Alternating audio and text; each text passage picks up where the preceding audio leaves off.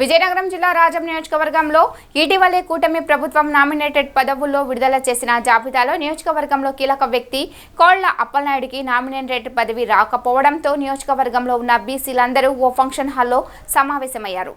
ఈ సందర్భంగా వారు మాట్లాడుతూ బీసీలకు అన్యాయం జరిగిందని, బీసీలు అందరం ఒక తాటిపై రావాలని ముక్త కంఠంతో ఒకటైన సందర్భంగా రాజంలో నెలకొంది.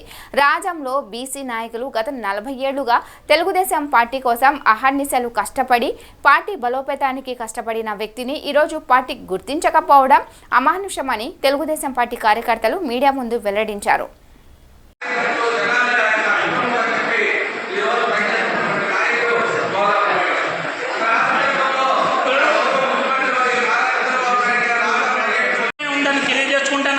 మరి మనము బయలుదేరి విజయనగరం జిల్లాకి వెళ్ళాము. విజయనగరం మన నియోజకవర్గ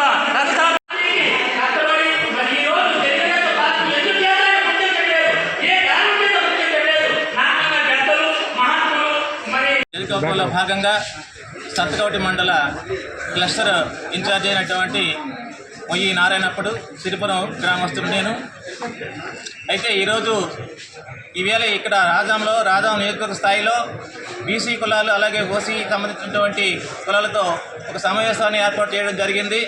ఎందుకంటే రాజం నియోజకవర్గం ఎస్సీ కాన్స్టిట్యున్సీ కాబట్టి అయితే మేజర్ కులాలు ఉన్నటువంటి రాజం నియోజకవర్గంలో బీసీ కులాలు అలాగే ఓసీ కులాలు ఉన్నటువంటి రాజం నియోజకవర్గంలో నామినేటెడ్ పదవుల్లో సరైనటువంటి అంటే నామినేటెడ్ పదవులకు తగినటువంటి సీనియర్ నాయకులు కానీ ఎవరైనా ఈ నియోజకవర్గంలో లేరా అనేసి అన్నమాట ప్రభుత్వం గుర్తించలేదన్నటువంటి ఆవేదనతోటి ఈవేళ పత్రికా మిత్రుల ద్వారా ఈవేళ ప్రభుత్వానికి మేము తెలియజేసుకుంటున్నాము.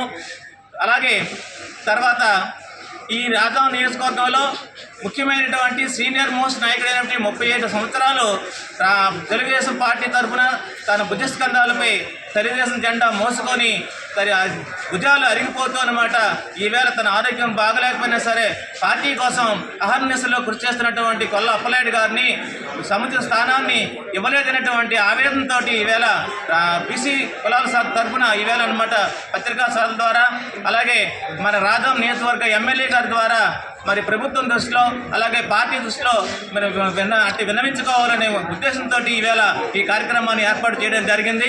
భవిష్యత్తులో అయినా సరే పార్టీ కానీ ప్రభుత్వం కానీ మరి గతంలో ఎమ్మెల్యే గారు చాలాసార్లు అన్నమాట కృషి చేసి ఆయన కోసం అన్నమాట ఆయన మన మురళి గారు సీఎం దృష్టిలో పెట్టడం జరిగింది.